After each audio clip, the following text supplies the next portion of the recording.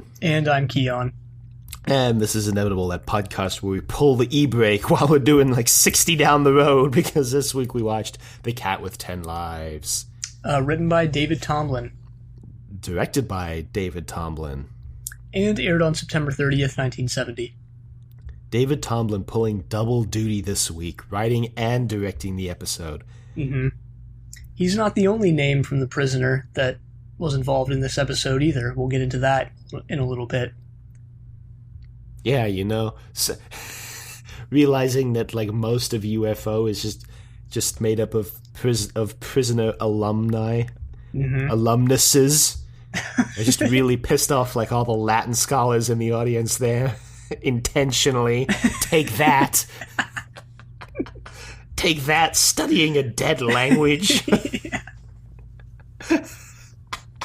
Oh God, Nathan's gonna come after us. He's gonna be like, "Why?" It's okay. He doesn't listen to this. Probably. This is Nathan from Flight Through Entirety. We should mention a Doctor Who podcast. Yeah, he's gonna tweet at us now. He's gonna tweet and like, guess what? Guess what? I know. Guess what, mother effers. I would be more flattered by that than anything, because it means he listens to this. Yeah, that's actually true. I'd probably be flattered too to have a listener on this podcast. We have listeners. Yep. Wow, David Tomblin served in the Royal Marines. The British Marines, obviously, not the U.S. Marines. And he worked as assistant director on Superman. And wow, apparently David Tomblin's actually interesting. As a producer, he was best known for the Prisoner TV series. As a director, he was best known for work on Jerry Anderson's productions, including Space 1999. Yeah, he looks like he sort of wormed his way into the like the Lucasfilm Spielberg thing. He directed Return of the Ewok. Mm-hmm. Yep. An unreleased 1982 mockumentary short. Yep. Wow. Wild. Well, good job, David. I was actually going to talk about the directing in this episode, because the directing in this episode is like insanely... It's insanely stylized, and for that reason I kind of love it. Like, there are so many cool shots in this episode that, like, you wouldn't expect from a TV show, let alone a TV show made in 1970. Just because there would be, like, the technical expertise required to achieve some of these shots. Like, you wouldn't think that a TV budget / TV episode would be like, yeah, you know what, why not? We'll do that. Yeah, some of it was a little filmic in a good way. And then other parts of it were not. Other parts of it were just like, yeah. Not. This was also a sort of like a very narratively weird episode too. So David Tomblin pulling double duty on just the weirdness from the directing standpoint and the writing standpoint. The sentence, "A Shadow Interceptor pilot is placed under a hypnotic spell by an alien-influenced cat," that I read last week as a preview for this week, like, kind of doesn't... It didn't prepare me for what this episode actually was. Which was kind of like a Sapphire and Steel episode. Yeah, in a way. Kind of gave me some PJ Hammond vibes. You know? Well, it was about time we said that this episode was that this show is PJ Hammond-esque. Yeah, it is. I think realistically, after this, we're going to start saying things are Jerry Anderson-esque. Yeah, all right, fine. Just gonna abandon PJ Hammond there, just after he provided us with so much enjoyment. With what? Yeah, okay. He provides us with 1/10 of the content Jerry Anderson's going to provide this podcast with, and it'll be 10 times we should better. Memorialize him for this. Yes, it'll be 10 times better and more enjoyable overall. I actually don't know. Really, we've had 3 good episodes of UFO so far, and we had 6 assignments in Sapphire and Steel, and fully 2 of them were like disposable. Plus 2 good Torchwood episodes. Look, I'm just saying we shouldn't deify PJ Hammond. PJ Hammond wouldn't stand for this. Also, like, when I think of PJ Hammond-esque, I expect more weirdness. I expect less explanation than what we got in this episode. You're right. You know, if PJ Hammond had written this, we wouldn't have the Doctor spending 10 minutes theorizing over the aliens' motivations. You know, if this was a PJ Hammond-esque or PJ Hammond episode, that Doctor would just be like, you know what? I don't think the aliens have a corporeal form, and then it would have just left it at that. We would have gotten no more after that. Straker would have been like, okay, and the Doctor would have been like, yep, that's my assessment. Goodbye. But we're getting a little ahead of ourselves there. We should perhaps explain why Colonel Alec Freeman isn't in this episode, because we kind of alluded to this actually in the first episode of this season, that UFO goes on a production break after episode 17, mainly due to the fact that they couldn't afford to rent out the studio they were using anymore and needed to find somewhere else to make the show. And so the problem with that is that all of the actors only signed contracts for, you know, basically the 8 months that they were at that studio. So, or I think actually they signed a 1-year contract. So they were filming the show at MGM British Studios from April 1969 to the end of 1969.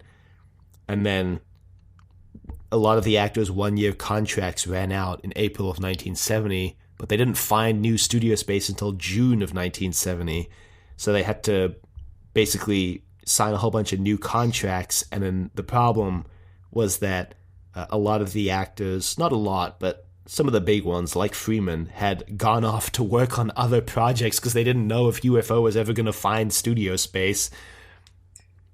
So they needed to hire some new actors. So this episode is actually the 19th produced, but the 3rd aired. And so they brought back Virginia Lake, who we actually meet in the first episode, and who I assume was only ever intended to be in the first episode as kind of a story-specific character, but the actress was available, so they bring her back as a replacement for Freeman for the episodes basically produced after the production hiatus. Yeah, it looks like that is exactly...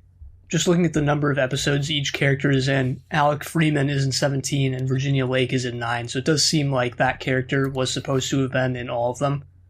And then they just swapped him out for Virginia Lake. Which is not a hard swap to make, just because, like, yeah, they just both basically need to take on the right-hand man aspect for Straker. Yeah, obviously Virginia Lake is not as much of a misogynist, like I know, strike out the workplace harassment and there you go, like 1-to-1 transfer. Probably takes a little longer to do her hair, but there you go. Yeah, because it's like 3 times the length. Yeah. Although they do have Paul Foster in this episode, so yes. Mm-hmm. You know, Michael Billington straddling the production hiatus. That's actually, that production hiatus is part of the reason why I think Straker is the only Straker is the only character who appears in all 26 episodes. Mm-hmm. Well, it looks like Nina Barry, the prominent Moonbase operative. Obviously, there's like a team of them, but she's the one. She's in 23 episodes, it looks like. Yeah, she's the closest. Yeah. And then Paul Foster after that. It's interesting to note, maybe not that interesting, I'm going to bring it up anyway, that like all of those like weird kind of like half nude shots that we got in Identified seem to have been cut from the show. So far, like there hasn't been another scene like either of those in the first episode. Yeah, well, there was in this episode, very close to the beginning, that scene where the 3 interceptors are like on break, and they unzip their costumes pretty pretty low. Oh yeah, that chest hair. Oh yeah. Because seeing a man's chest hair through his unzipped uniform is comparable to seeing ladies in their underwear. It is, unironically. Right. Interesting. I mean, I guess they're comparable in that you can compare them, but I don't think they're comparable in that I don't think they're on the same level, I guess. I do. I think they're pretty damn close, actually. Interesting. But anyway, the reason why that happens is that the episode begins with Moonbase going on red alert because there's some UFOs attacking.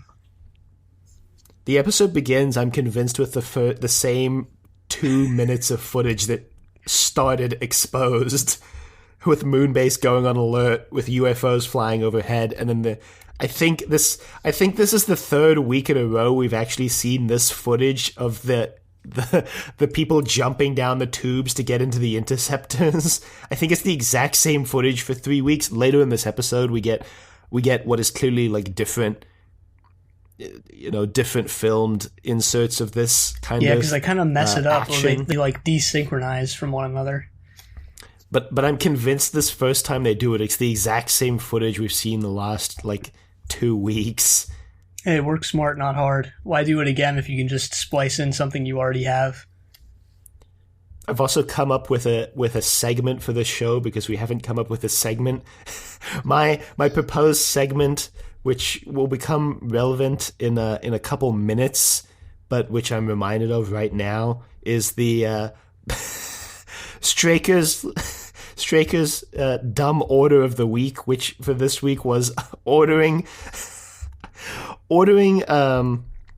what was his name, Reagan, back on duty after he's clearly shaken after his wife's death, ordering back on duty, and then him accidentally getting assigned to blow up the UFO his wife is on. Yeah, well, so that was an interesting part of the episode, somewhat humorous, but also pretty interesting, is that he does what you said, and then when he learns that he's out for vengeance, he's like, okay, never mind, right? An alternative is the Straker has to be a movie executive moment of the week. Those are my proposed segments, pending board approval, I guess. Who's on the board? I'm not on the board. And if I am, I relinquish all board duties and responsibilities. Oh, okay. The board consists of all of our investors. Thank you very much. Oh, so just me and you. Well, anyway, next in my notes here, I have a little doodle of a cat. I took my notes on paper this week. But anyway, after that, I have that they learned that the attack was a decoy. Yeah, in the middle of the attack, they're like, oh no, because they kind of, the UFOs kind of break off from attacking, and Straker thinks this is kind of weird. He's like, what's going on here? And he's like, wait a minute, it's a decoy. Because 3 more alien UFOs fly in. I don't know why I specified yeah, they're alien. Yeah, they're actually UFOs from Earth. They identify them later on. They were just hostile forces from Earth.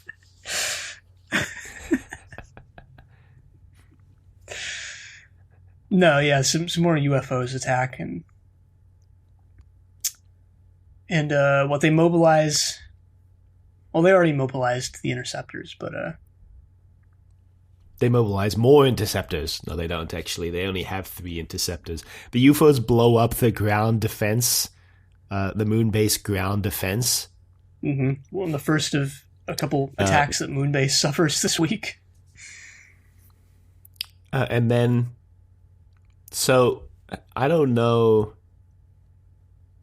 if this was the impression you got, but it looks like the interceptors only have 1 missile.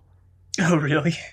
And then they have to go back and reload. They shoot off the front end, the entire front end of the interceptor is the missile, and then they have to go and reload. Yeah, it does look like that now that you mention it. I didn't put 2 and 2 together for that. So anyway, yeah. So they they eventually blow up the three UFOs that are attacking. And then meanwhile, somewhere in England, a woman receives a mysterious package. Yeah, at first you're like, wait, how is this related at all? Like, still what? At the end, you kind of still think that. No. Well, I mean, it's obviously the aliens, but it's so weird. It's such a weird plan. Well, yeah, it is I guess. It's Childhood's End. It's the TV show Childhood's End, where the overlords give them the Ouija board instead of the book Childhood's End. Where I do like the weirdness, because it's like it makes the aliens more alien, right? Like this doesn't really seem like a plan that people from Earth would come up with. Obviously, it was, because it was devised by humans and written by David Tomblin. So this woman receives a package on her doorstep, and it is it's a Ouija set, not a board, but like a card set. Yeah, it's very interesting. We don't find this out really later. Till a little bit later. Yeah.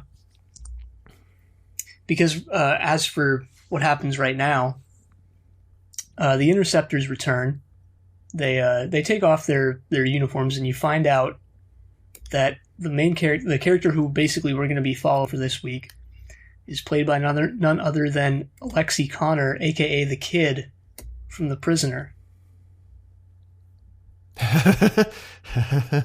Yeah, the one who the unblinking, untalking Terminator machine from what? What episode was that? What? I'm trying to think what episode. He was in Living in Harmony and Fallout. That's the one. Yep, thank you. Oh yeah, you're right. I forgot about that. Well, he did have that thing to him where he's sort of very wide-eyed. Yeah. I was thinking specifically of Living in Harmony. In the fake town of Harmony, his character, the character he was playing, like basically didn't talk, was just like a silent gunslinger who came in to kill people.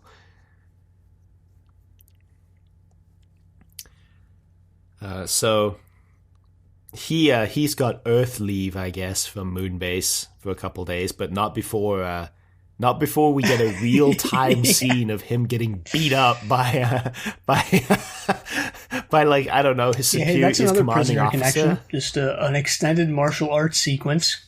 Why not? Yeah, this is the most baffling inclusion to this episode, but I wasn't necessarily opposed. It was entertaining. I guess it sets up that Reagan doesn't have what just random guy. This guy was. He's just like a random that he was fighting. Opponent. This guy's like he threatens to break the guy's arm, and the guy's like, nah, I'm not going to yield. So then Reagan's like, well, I'm not going to break your arm. Clearly I've won. Then the other guy like pulls a sneaky on him. He's like, haha, you should have killed me when you had the chance. You should have broken my arm. It, my friend. Which like seems a little extreme for a training session, like like, oh, you're not going to yield? Say goodbye to your arm. Right. Well, he basically gets beat in B10. And he returns to Earth. He returns to his... He like Earth. Paul Foster, lives on a film set. All these open plan houses are so, I don't know, just unsettlingly, like, off to me. Because, he goes home. His wife's there. Yeah, and his wife's like, so we have that dinner.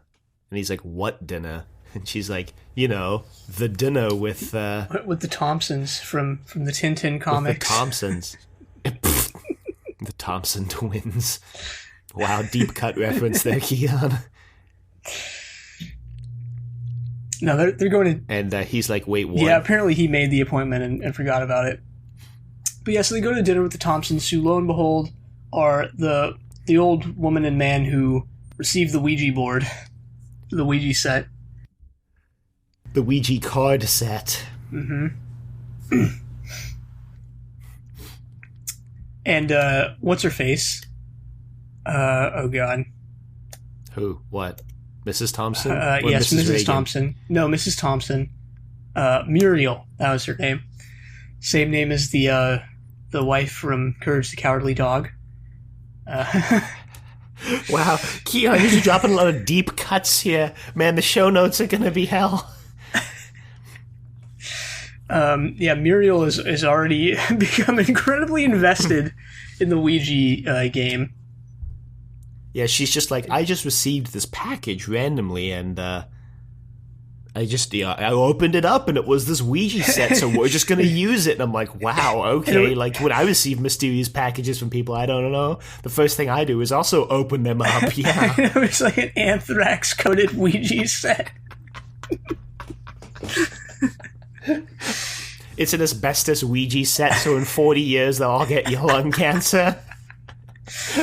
Well, 40 years, maybe the Thompsons don't have to worry about that, but the Reagans probably do. I also wanted to mention, we've gone past this a little bit now, but I wanted to bring it up before I forgot because it's in my notes, is that they've got, like, I don't know if you noticed this, but in the little, like, ready room for the interceptors, they've got, like, a TARDIS-esque food machine. Mm-hmm. Yep. And it has, like, everything's labeled, like, Russian meal, English meal, right. U.S. meal.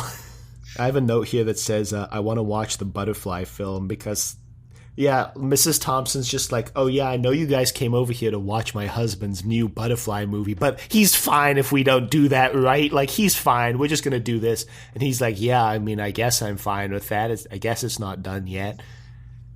I like that little bit of characterization where he's sort of this amateur filmmaker, but his movies are not very good. People don't like them. Did I just misinterpret things, or were Albert and Regan cousins? Like, wasn't there a little bit of dialogue that said that they were cousins? Or no? I genuinely don't remember. I don't have anything in my notes about it. Huh. Maybe I just misheard. I don't know. Maybe I just missed it. I mean, I don't know. Yeah, I don't know either. If it is the case, they're sort of very far apart in age for cousins. Although they could be like second or third cousins or something. I don't know. Anyway, against pretty much everyone else's will besides Muriel's, they start playing the Ouija set. They set it all and up. Then Muriel just like... Muriel has the most frickin', I don't know, meme, not even a meme. She has the most, like, commanding, demanding thing because Mrs. Reagan, Jean, asks, are we going to have a boy or a girl? And Muriel goes, no, you can't ask a question like that. You have to ask a yes or no question. And then, like, as soon as the Ouija board answers that, Muriel asks a completely open-ended question, and I'm like, what? Like, why wouldn't you let Jean do that, man? I know. Because she asks, like, she asks the least consequential question, too, because Jean's asking, like, a question that's really going to impact, her and Regan's future, but then, like, Muriel just asks, like, what's going to be the hot new color of next season? Is that what she asks? Yes. Because the answer is not a color, and she's very confused that the answer is seance. Right, which prompts them to believe that they should hold a seance. Yeah, because she thinks it's going to be sea green, so yeah, that was the question. Mm-hmm. Oh, yeah, right. And so, yeah, they hold the seance. Regan starts freaking out. He's just sort of, I don't know, being possessed or something.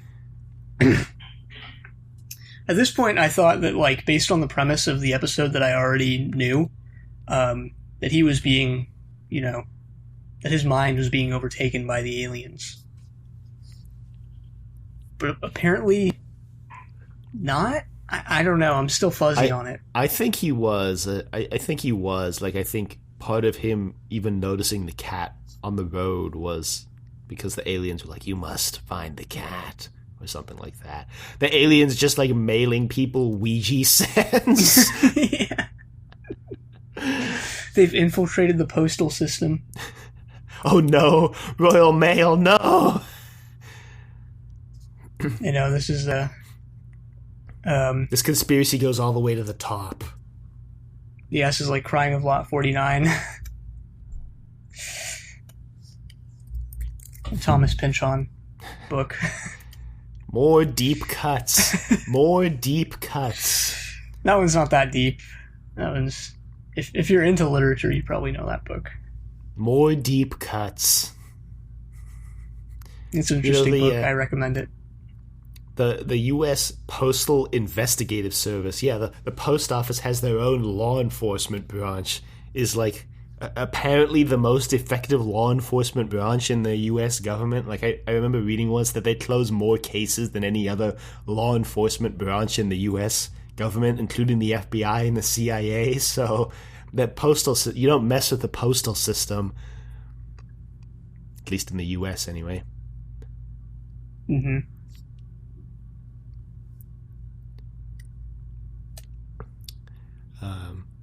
Fun fact, I've had an interaction with the Postal Investigative Service, but oh God. I don't need to go into that. Oh God. Well, yeah. Wow. Just gonna drop that and leave that there. Kind of a PJ Hammond-esque of you. Maybe. Maybe. Well, so, like we already alluded to, Gene and Reagan, I guess they're both Reagans, but whatever Reagan's first name was. Oh, Jim. Jim. Yes, because it's Jim and Gene. Mm-hmm. Jim and Gene start driving back, and then, yeah, they're driving down this sort of dark country road, and Reagan just pulls the emergency brake out of nowhere. They come to a complete halt, obviously, and they get out, and the reason he did that is because there was a cat in the road. Yeah, cute little cat. And they're like, aw. So they, Gene is like, can we keep it? And Jim's like, I guess. And, Gene leans over and sees a UFO just off to the side. And, They're like, well, that's weird, but I'm off duty right now, so whatever. And they just drive home. No. Well, too bad. They get immediately attacked. Right. By the aliens. Interestingly, for something that happens later, the three attackers are humanoid. Yeah. Later on, they kind of call into question whether the aliens are even humanoid to begin with, or whether they are... Or whether their appearance is fully, just them stealing humans' bodies. Invasion of the Body Snatchers style, I guess. Never watched that movie, actually, but just based on the title. But luckily for Jim, he is released unscathed. Yeah, you sort of get like a Clockwork Orange-esque like a sequence where he's sort of being experimented on. And he then storms angrily into Shadow Studios, or whatever, Hartman Straker Studios, whatever they're called, and takes the slow as hell elevator, which made me wonder, like, is the only way in and out of, like, Shadow Base to use Straker's office elevator? Like, is that the only way in? Do you think they, like... 20 people come in the morning in groups and they all just like stand around in Straker's office taking the elevator downstairs? Or do you think they do it one at a time by voice recognition? Like this seems incredibly inefficient. Yeah, but it is probably a good way to make sure nobody who shouldn't be getting into Shadow is getting into Shadow. Yeah. Probably. Who knows? You kind of wonder if there's an emergency exit to, if there's an emergency exit, like if if a fire started, would they all have to get into the lift? Yeah, or is Shadow just like a massive fire hazard? Well, we find out that Jean has been abducted. Obviously, Jim has made it out somewhat okay. He's not actually okay, but we don't know that yet. We have inklings of it, but yeah. Yeah, so Straker tells him, like, by the way, your wife's probably dead. And he's like, wait, what? He's like, yeah, they take people for their organs. And he's like, wait, what? He's like, yeah, your wife's probably gone. You probably didn't have any organs they needed, or you didn't have a match. So, sorry. Did you for like half this episode, I thought that like Jean's consciousness had been like transplanted into the cat. What? No, I did not think that at all. Yeah. The cat, by the way, has these very striking blue eyes. Just makes it look very creepy. I don't know what type of cat it is. If I can find out, I'll put it in the show notes. It's like a Siamese cat. I don't know why I know that. I don't know why I know so much about cat breeds, but yeah, it's a Siamese cat. Keon just actively Googling it right now to check if I'm right. Yeah, it does look like one. And they do have those blue eyes, which is weird. They're kind of like the Huskies of the cat world. But man, sometimes I'm so sad that we don't put like custom titles to the inevitable episodes, because that's the title right there. Siamese cats are the Huskies of the cat world. Well, okay, wait, what are those cats that have no hair? Like, I thought those were Siamese. No, those are sphinxes. Oh yeah, sphinxes. Oh god, they look so weird. Why are they called? I guess they must be from Egypt or like North Africa or whatever. I don't know. Now I'm on the Wikipedia page for sphinxes. I just Google imaged them, and there's one that has like a tattoo. I'm pretty sure it's just an edit, but the current American and European sphinx breed is descended from two lines of natural mutations: Dennis and Epidermis, barn cats from the Pearson family of Wadena, Minnesota, and Bambi, Punky, and Paloma, stray cats found in Toronto, Ontario, Canada, and raised by Shirley Smith. So wow, there's like no relation. So weird. I think it's just because they look kind of like what all those Egyptian depictions of cats look like. Yeah, look a little bit like Anubis there. Well, sphinx cats can get skin cancer. I mean, that makes sense because they have no fur to protect their skin from sunlight, but not something you would like just naturally think of, I guess. Yeah, way to go, humanity, just selectively breeding cats for the susceptibility to skin cancer. Well, so hairlessness in cats, I'm just reading here, is a naturally occurring genetic mutation, but the Sphinx breed was developed through selective breeding. So yeah, kind of a little bit of both there. Great. Yeah, I'm a little messed up. A little bit. A little messed up, but whatever. Kind of like how how we've like selectively bred pugs into like almost being unable to breathe. Yeah, there's a lot of problems in like the dog show breeding, like the dog show / dog breeding scene like produces some pretty screwed animals. Yeah.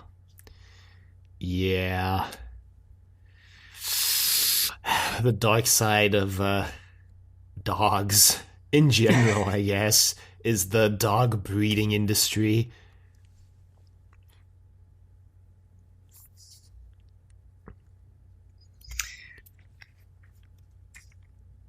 So, anyway. Well, Straker is being a complete hard ass. He is not letting Reagan take any time off to grieve for Jean, even though this is seemingly like the next day.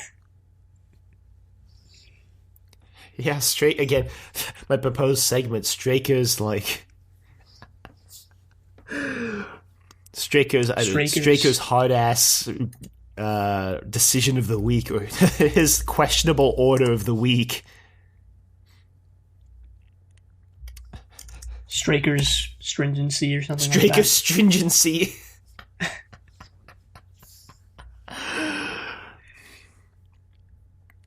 Or Straker's not doing his job of the week. Hey, Straker, we need you to read the script. I don't wanna. In 10 minutes from now. Mm-hmm. So Regan's back on duty. He goes back up to Moonbase, and they get a UFO that takes off from Earth. And it turns out to be the one that kidnapped Regan and his wife. And well, before that, I think we got the alien autopsy from Jackson. Oh, right? Yeah, this weird scene. This was the most interesting scene from the episode. We're getting a little bit more of the backstory and... yeah, it was just kind of dumped in here, because like the motivation for talking to the doctor in the first place is Straker just shows up and he goes, "Hey, doctor, I put Regan back on duty." And the doctor's like, "Okay." And he's like, "Yeah, he was pretty shaken up, but I put him back on duty." The doctor's like, "Okay, like, what do you want me to say?" Well, Jackson has some data from a recent autopsy. It's like as soon as him and Foster, I think it is, turn to leave, the doctor goes, wait, I have some information for you.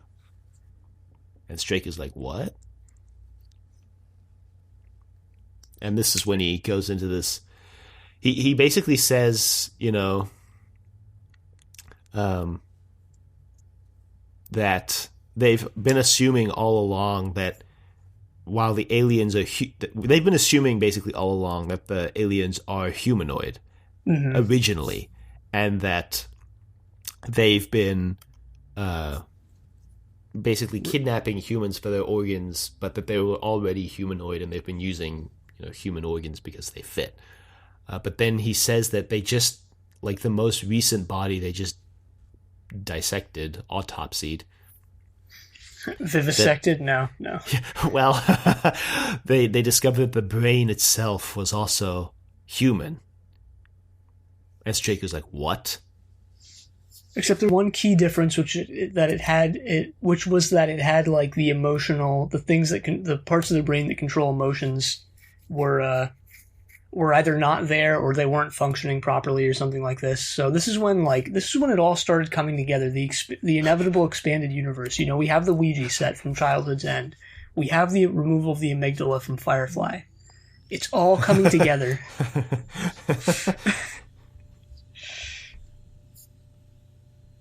The inevitable expanded universe. Great.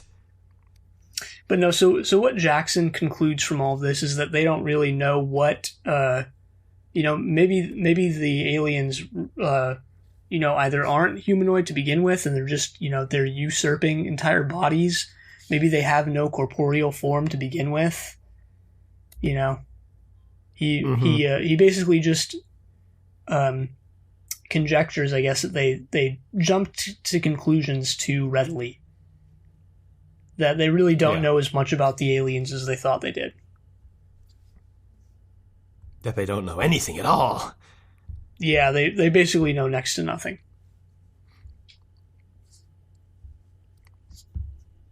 So, newly armed with this information, they're, they don't really do anything with this information yet. Not yet. Yet. We'll see. We'll see what happens. Because what happens now is, like I said, the UFO takes off, and then Regan is the only one who has ammunition to destroy the UFO. And they're like, oh no, is he going to do it? His wife is on board that UFO. You don't see the results of it, but you cut ahead to a little bit later, and you find out that he didn't trigger. This is when Straker goes, you know what? Maybe I was too hasty putting you back on duty. Well, maybe I was a little too hasty. You're off the case. Well, okay, you're off the case, Regan. So Foster's in. That's not why he does it though. Or it's not a full picture. Like he Reagan lies. That was my interpretation, at least, is that he lies. He says he obviously he doesn't reveal that he let it get away. He just said it got away. It invested him, basically. He wasn't able to get it, but that he actually had. It has nothing to do with Gene being aboard the ship. He actually has a burning desire, according to him, to eliminate this UFO, to spare Jean from whatever they're going to put her through. And that's when Straker goes like, okay, well, you seem a little bit unhinged, so take some time, cool down. He orders a full psychological workup from the doctor, but Reagan never makes it there because he then decides to just beat up Paul Foster. Poor Foster. I mean, if you consider this as being in chronological order, Foster joins Shadow, and the first thing that happens to him is he gets beat up by his co-worker who's gone unhinged, and then dropped in a hole that they have on premises for some reason. It just looks like some sort of old sewer entrance or something. Yeah, something like that. Yeah, I don't even know what it was, but yeah, that's basically what happens. And in their little scuffle, in their fight, Reagan, blanked on his name for a second, Regan, he's acting like a cat. He's scratching Foster and meowing and stuff, kind of. And Foster's what's going on? We didn't mention it, but throughout all of this, we've been getting shots of the cat just wandering around Shadow HQ. Yeah, some of the radar techs have found him. At some point, actually, before the scene where he beats up Foster, Jim finds the cat again, and one of the ladies goes, "Oh, is it yours?" And he's like, "Yes, it was supposed to be my wife's." And he starts. That's the scene where he really starts sort of acting weird.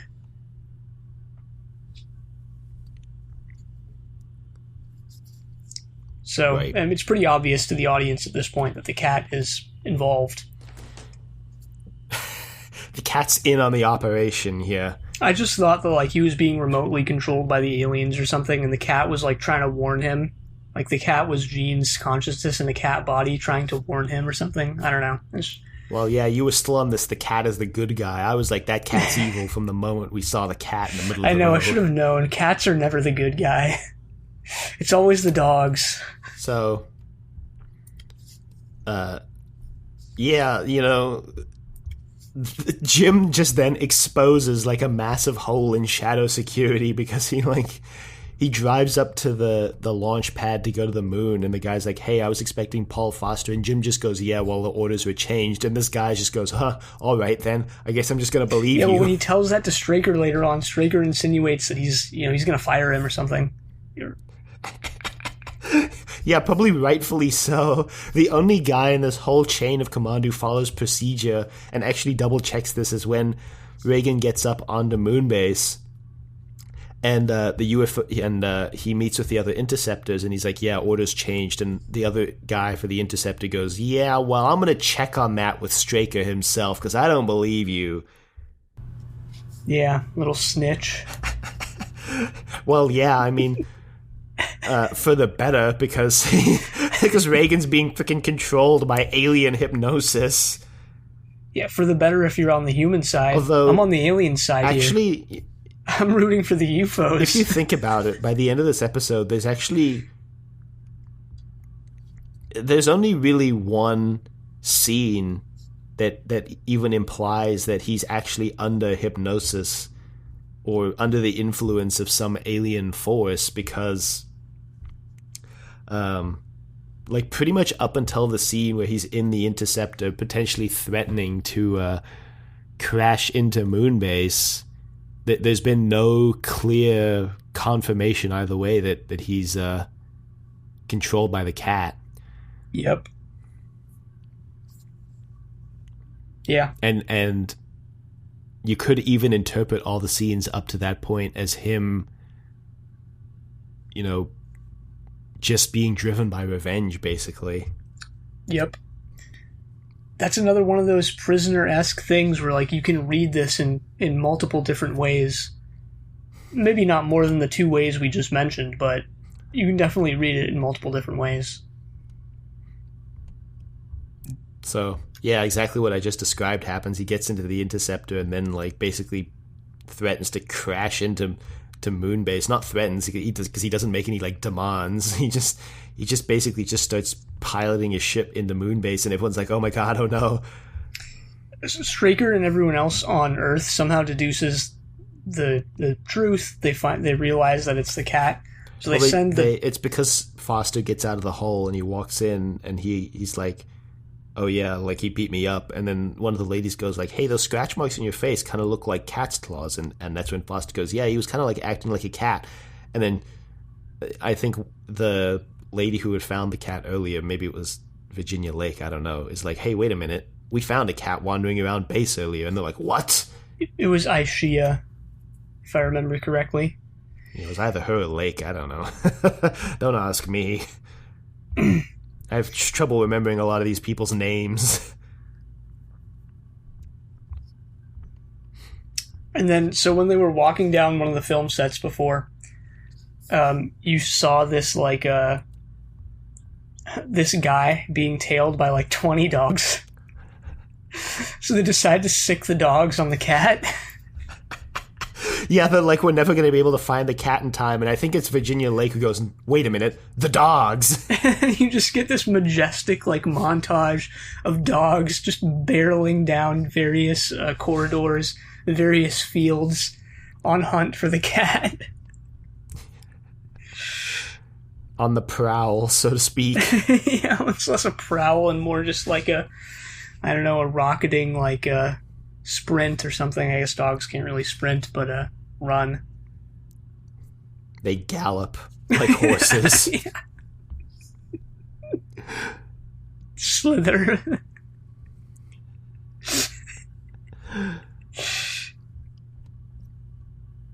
And so there's a very tense moment, right, where the dogs are going after the cat, and Regan is about to crash, and they get the cat at the last second. Yeah, you don't see any dog on cat violence, but it's implied. Mm-hmm. It's implied. Yeah, Regan tries to avert his impact at the last second, but he's not able to. He saves Moonbase, but he himself crashes into the surface of the moon. Ironic. He could save others from himself, but not himself. Quoting Palpatine. No, quoting the famous William Shakespeare.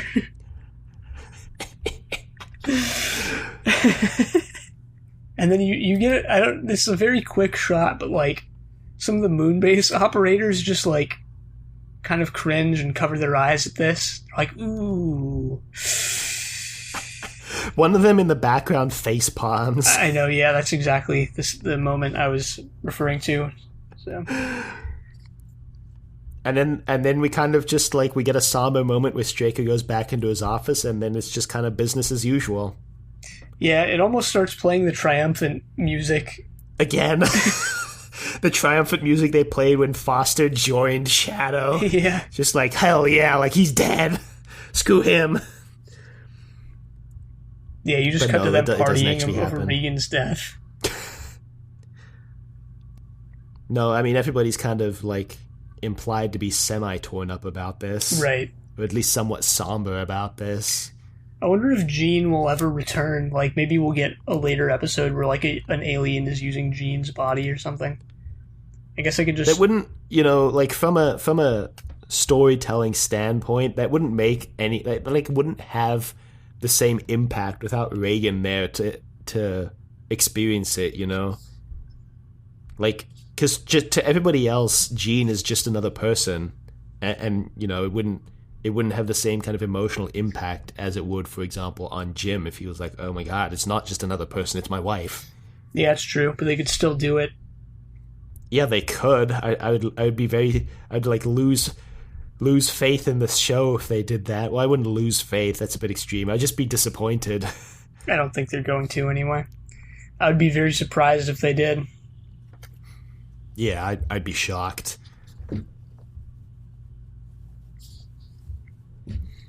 And that's the end of the episode. I really liked this episode, actually. I don't even really know why. I just enjoyed it quite a bit. Yeah, this is definitely my favorite one so far. Yeah, yeah. It's just that's it. It's just definitely definitely my favorite one of the three so far. I did want to talk a little bit about the directing because there's some really cool shots in this and a lot of really good model work. There's when they're doing the Ouija scene, there's like an overhead shot of the board from above with the board like perfectly centered in frame in a and it's a circular table and then like the camera like rotating so that Jim Reagan is like in the center at the bottom and then it like zooms in on Reagan. It was just like really well done, like really, really well executed. Yeah, that's definitely if you found this episode or clicked on it via social media, that's definitely one of the pictures that you saw there. And then there was a point of view shot at one point in the episode from like Reagan's point of view when he was like getting up out of he was getting attacked or something. Let me just see if I have more details in my notes here somewhere. Yeah, it's like a POV shot of like the aliens basically, doing all their stuff to him essentially. Yeah, I don't know what you're talking about, but I'm sure it was exquisite, I guess you could say. Euphoric, even. I just wanted to really call out David Tomblin's work here because I thought it was really good and entertaining and really well done. Again, especially like on a TV budget from 1970 doing all of this. So David Tomblin was the guy who appeared in the intro of The Prisoner, right? He's that guy at the table when number 6 storms in and resigns. That's him, right? I think so. Sorry, I guess that was kind of a random question, but yeah, whatever. No, I think he was the guy at the table. I mean, I don't remember for certain because I don't know if it was ever like I don't know if it was ever confirmed, explicitly. But oh yeah, right. It was sort of just like people think that it was him or something. Yeah, exactly. Well, I guess probably the thing I liked most about this episode is kind of what you brought up before, which is that, like, it has that ambiguous quality to it. Like, you don't really know. Even at the end, you don't really know, like, was the cat responsible? Like... Yeah, even though it's heavily implied, like I said, at the end there with that scene, when they get the cat, he stops doing everything. And there's also that, like, light on his forehead that I guess is supposed to be, I don't know, some sort of psychic connection. But even still, like, you don't know. He could just be being driven by revenge. And actually, come to think of it, like now that we talk about it, I actually think that that's what like the episode is kind of doing, right? Where it's like everyone thinks it's this cat. You as the audience are kind of tricked into thinking it's a cat, but like it's actually not, right? Like it's not. Like, the more we talk about it, the more I'm on the side of, like, it's not the cat. It's just him.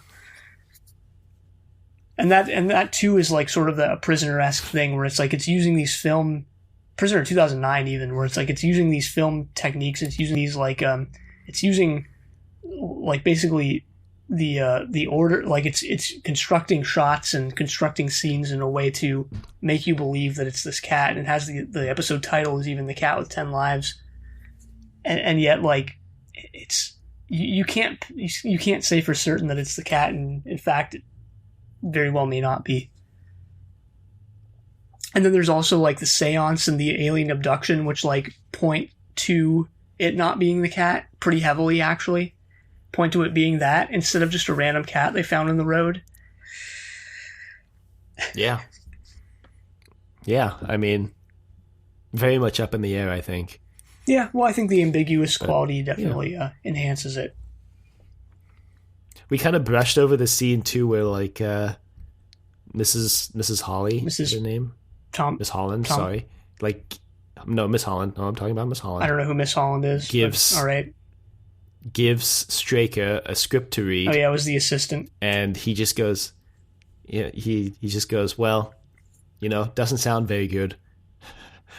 I'm going to give this to, I'm going to wait for one of our subordinates to come through. And he's like, I better go do my job as head of the studio. What soundstage did you say I needed to go to? The script was Cats 2019 or 2018 or whatever it came out.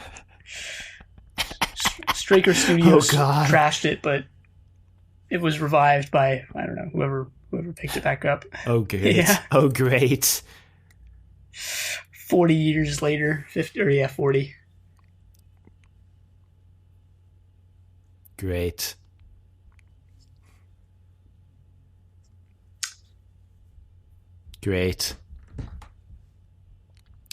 Well, that's actually everything I wanted to talk about. That's that. So we have some actors to go over, but yeah. Yeah, we have some actors to go over.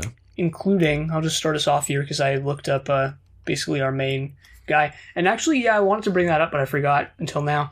I wonder if each UFO episode is going to have its own... It's an ensemble cast, obviously, so it lends itself well to this, but I wonder if each episode is going to have its own character, Because first we had basically Straker, and then there was Paul Foster last week, and this week, obviously, Jim Regan, so... Maybe. Well, Lexi Connor, he died early. I believe he died in his 60s, and his acting career reflects that. He has 27 credits here, according to IMDb, including some French stuff. Because French was at least born there, which I guess makes him French or French national or something. But anyway, he was in The Saint, ITV Playhouse, Armchair Theater, Softly Softly. He was in The Prisoner, like we mentioned. Sort of a very recognizable character from The Prisoner. Crossplot. And then he was only in a few things after UFO. Mahoney's Estate. Asian UFO, which is... what is that again? It's just this, but... Yeah, it's like... Just like 5 of these episodes compiled together into a movie. Kings and Desperate Men, and Nightfall was his final credit in 1988. Nice. I looked up Lois Maxwell, who plays Miss Holland, because I was like, is that Lois Maxwell? And guess what? It was Lois Maxwell. Lois Maxwell, who's best known for playing Moneypenny from Goldfinger pretty much all the way up until View to a Kill, which was Roger Moore's last movie as Bond. So that's 20 years of Bond movies she plays Miss Moneypenny in, but she's got some other acting credits too. She was in let's see what's not a Bond movie here. Age of Innocence, The Persuaders. She's in the second episode of UFO as Miss Holland, which we'll get to, obviously. She was in Department S, The Saint, The Baron, Stingray, The Avengers. She actually was Miss Moneypenny in Dr. No. I wasn't sure if she was or not. I wasn't sure if Miss Moneypenny was in Dr. No, to be honest. What else here? Lots of theater TV shows, BBC Sunday Night Theater, Rheingold Theater, TV show called Orient Express. All right, cool. And that's most of the things I recognize. All right. The inimitable Lois Maxwell. All right. Well, we also have Eleanor Summerfield. She played what's her face, Jean. She has almost 100 acting credits here. So she's been in The Corn is Green, a TV movie from 1946. Looks like a lot of her early roles are in TV movies. She was in Kaleidoscope. I believe we've mentioned that before, but I don't remember what it is, but it's a TV series. Both Sides of the Law. I'm just reading random ones. Blackout. Rheingold Theater, London Playhouse, ITV Television Playhouse, Play of the Week, so all these sort of teleplay things. What else here? BBC Sunday Night Theater, so again. The Two Charlies, The Running Man, Night Train to Surbiton, David Copperfield TV series. What else here? The Dickie Henderson Show. What else? I'm just finding the ones that look like big roles. Murder at a Wedding, the TV miniseries. Murder at a Wedding.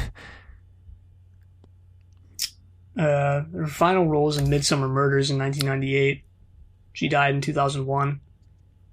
She was in Casualty in 1992, so she was in a lot of other stuff that I didn't mention, but yeah, that's her. Nice. I looked up Steven Berkoff, who played Captain Steve Minto, one of the other Interceptor pilots. No idea who that is. Oh, okay. I looked him up because he has a pretty big acting career. Funny you should mention Clockwork Orange, because he was in Clockwork Orange. Oh, damn. Detective Constable Tom. He's still making movies. He's pumping out like 2 a year right now. So nice. Good for him. He had a recurring role too on the Vikings TV show. I don't know what is the Vikings. Should I know what that is? It's a show called Vikings. It was on History Channel about Vikings. Okay. Anyway, what else here? Manhattan Night, The Frankenstein Chronicles, Red 2. He was in Doctor Who in The Power of Three as Shakri. Wow. The girl with the dragon tattoo. There's a lot of movies here, so I'm just trying to pick out like the big ones. The TV show Marple. Hans Christian Andersen, My Life as a Fairy Tale. All right. Attila, a TV miniseries, I assume about Attila the Hun. What else here? Intruders, War and Remembrance as Adolf Hitler. Nice. Whoa. Beverly Hills Cop, Octopussy, a Bond movie. Wow, a lot of Bond act. Oh, Barry Lyndon. Yeah, Clockwork Orange I already mentioned. So he plays Steve Minto in 4 episodes of UFO, actually. This is the first. He was in The Saint, Softly Softly, but not Softly Softly Task Force, The Avengers, Play of the Week, and the TV show The Third Man. Yeah, there we go. Huh. He's got like 162 acting credits, so that was only a small slice of it. Mm-hmm. Well, coming in 4th here, because it's a ranking, obviously. Yeah, of course. We have Colin Gordon, who died at the same age as Alexei Kanner, I believe, 61. He's another prisoner connection here.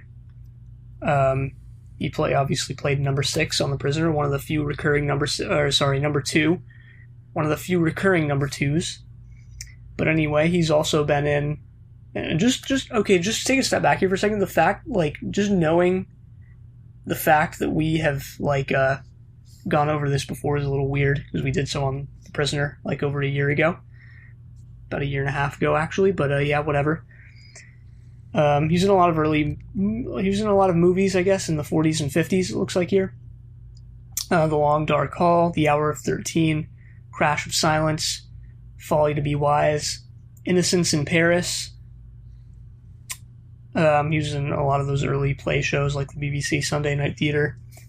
The Green Man, Touch of the Sun, The Safe Cracker, The Doctor's Dilemma, Don't Tell Father, A Life of Bliss. I don't know what any of these are. I'm reading them off as usual. Hey, he was in the magical world of Disney. Wouldn't you know it? Wouldn't you know it?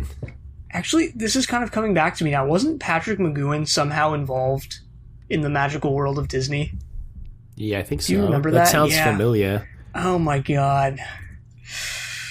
That just like sounds familiar. Just the stuff I've locked away in memory that it kind of just surfaces sometimes. McGoohan spent some time working for Disney on The 3 Lives of Thomasina and the Scarecrow of Romney Marsh. And then he was also in 3 episodes of Walt Disney's Wonderful World of Color. Mm-hmm. And I remember talking about this too before. It's like, that's such a weird connection for Patrick McGoohan to have worked with Disney.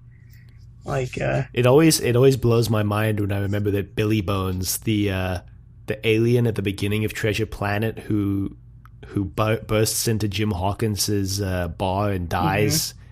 and gives him the orb, the map. That's Patrick McGoohan. Mm-hmm. Well, so it blows my mind. Well, hey, guess what? You know the movie A Time to Kill? He's the judge in that movie. Yeah, that blows my mind too.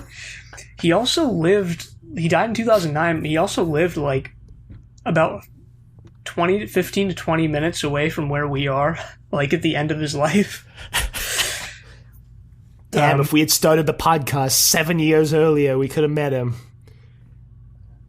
Yes. Yeah. Wait, when did we... No, we started Inevitable in 2019. Yeah, damn. 10 if we had started it 11 years earlier. Yeah. Anyway, continuing on with Colin Gordon here. He was also in The Running Man, interestingly enough. The Hidden Truth, Zed Cars, The Baron, Doctor Who, he's in The Faceless Ones. Oh Brother, he was also in Department S. Comedy Playhouse, UFO, obviously. Wait, I missed The Prisoner. I want to make sure this is the right guy. Maybe... Wait a second. Hold on. Yeah, okay, he was. I was like, wait a minute. Is this not actually the guy who played that one, number 2? No, it is. Yeah, he was in Fraud Squad, The Misfit. A couple other things. His final roles in CBS Children's Film Festival.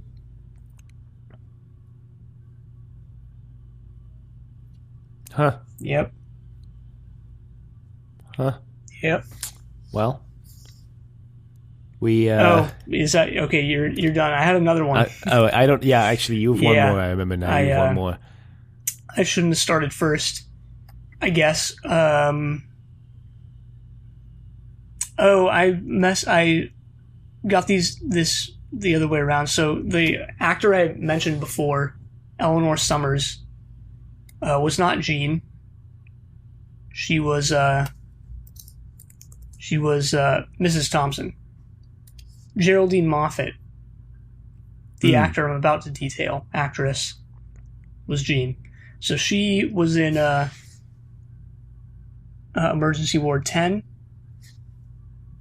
Clough, No Hiding Place, Champion House, Vendetta, Out of the Unknown. Wasn't that that sounds familiar. What was that? Was that from Terry Nation? Yeah, it might have been. I don't know. It's I believe this was from Terry Nation. Out of the Unknown is a British science fiction anthology series produced by BBC and broadcast on BBC Two. I don't see Terry Nation's name in here, though. What was that show that Terry Nation created right before Blake 7 that wasn't that successful? Oh, Survivors. It was Survivors. Survivors, yeah. Right? Yeah. Why did Out of the Unknown sound so familiar? Whatever.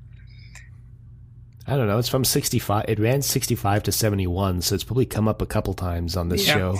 She was also in Department S, Zed Cars.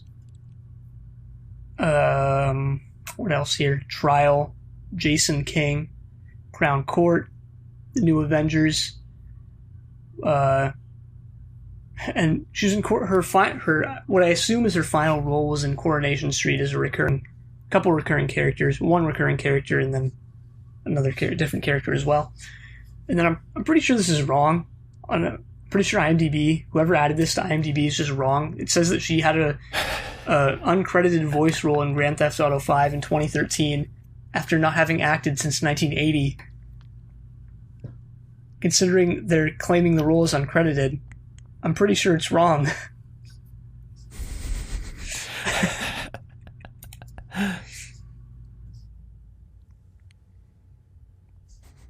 But yeah, that's it.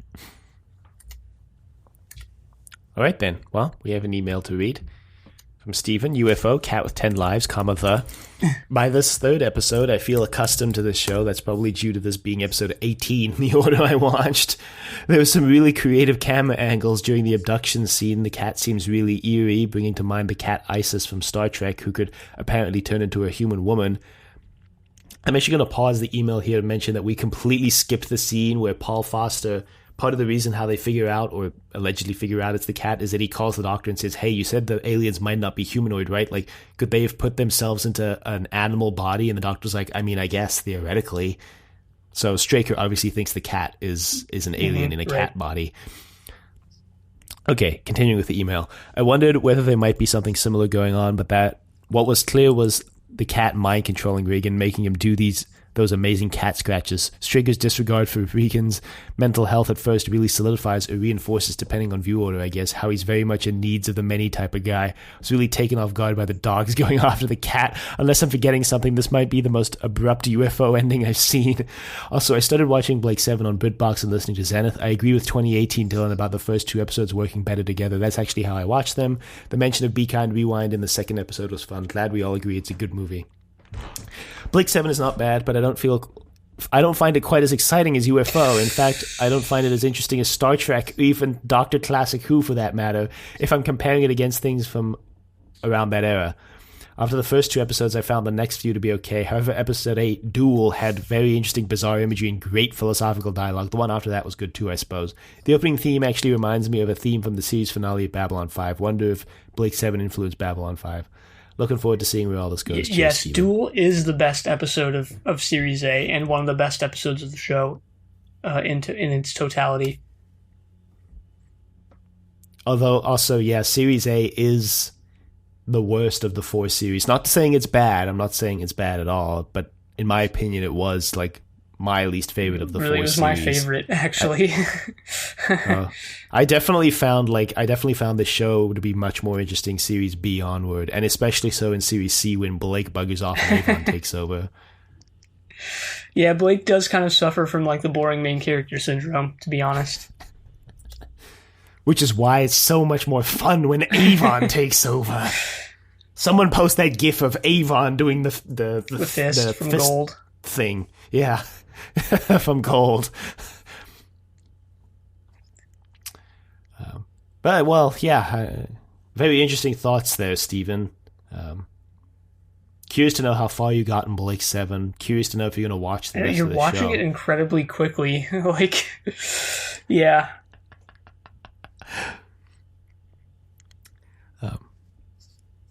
Interesting that Steven thinks it's pretty obvious that the cat is controlling Regan, whereas we went this whole episode going, well, maybe the cat's not controlling Regan, whatever his name is.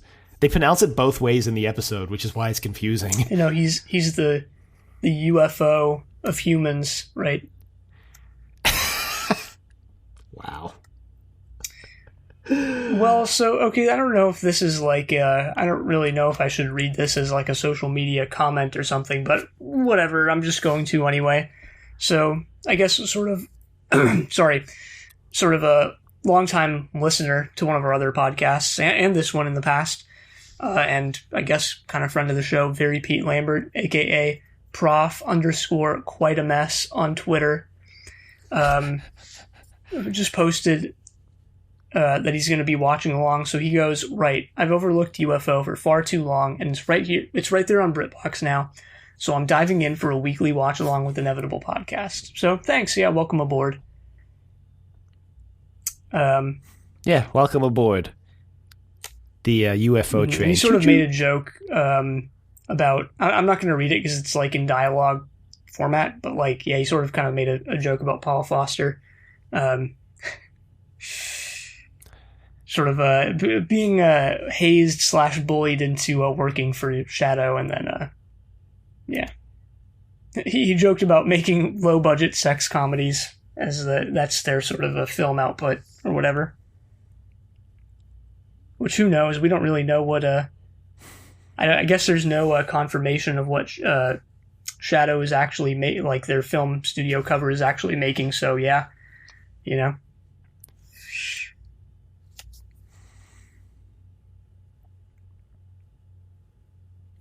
Yeah.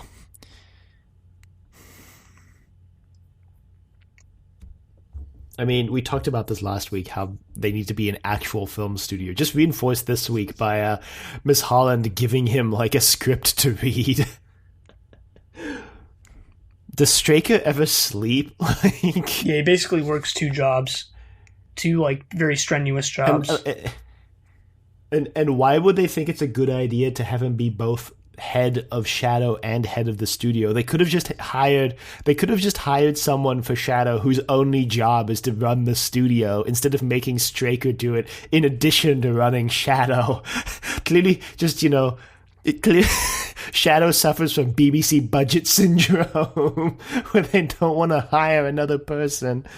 What I would do if I was writing UFO is like I would have it be so that Straker thinks he's running Shadow, but he actually is just doing this like film producer role, but like there's actually another guy in charge of Shadow and Straker just thinks he's in charge. And like it was an entire ruse.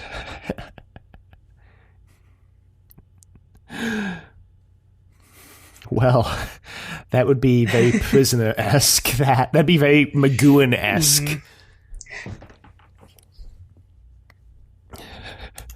Mm-hmm. Yeah, UFO definitely sits on this intersection between PJ Hammond and Patrick McGowan. Pretty soon. On the two-dimensional, like Patrick McGowan and PJ Hammond axes. It lies along the diagonal. If we're putting like semi-famous British TV writer / auteur people like on a spectrum, I actually probably would put Patrick McGowan and PJ Hammond like fairly close to one another on that spectrum. I don't know what the other side of the spectrum would be, but yeah. The other side of the spectrum can be Terry Nation. Yeah, you're right. Mm-hmm. Or Chris Boucher, maybe, actually. I think Chris Boucher. Because Chris Boucher and Terry Nation are probably on the same side of the spectrum too, but like, yeah, they're probably on the same side. The Chris Boucher Terry Nation axis versus the Patrick McGowan PJ Hammond axis, and then the Jerry Anderson axis can be its own axis. The Terry Nation experience is like the complete opposite of. It's like the Terry Nation experience is that like there's an alien race that are amphibious. And they're named the Phibians. Yeah, whereas the PJ Hammond axis would be the amphibious race named like the Jameses, and you're like, what? And then they're like, yes, they're named James because and the guy will just die, and you'll be like, but why? It would just be like some ambiguous, race or something from like beyond the end of time, like. Or alternatively, we would get their name in like the alien's native language, and it would never be translated for humans. Oh, geez. Well, on that note, if there's no other comments, because there are no other emails, then I think we can wrap this up. You can email us at thedoctor@decadavevegetable.com. Questions, comments, concerns, angry rants, love letters, your thoughts on UFO and the British television axis, the British television space we've just described. The British television plane, maybe. I don't know. You can find us on YouTube at Decade of Vegetable, and you can find us anywhere podcasts are found at Inevitable, a classic sci-fi podcast. Be sure to leave a rating if you like the show. Check us out on Facebook, Trust Your Doctor, like us on Facebook. Also check us out on Twitter at TYT Podcast, and follow us on Twitter. And next time, we're going to be watching the episode entitled Conflict. After Lunar Module 32 is mysteriously destroyed, Straker campaigns to have space junk removed from Earth's orbit. That sounds... Oh, hell yeah. Sounds thrilling. But until then, the end.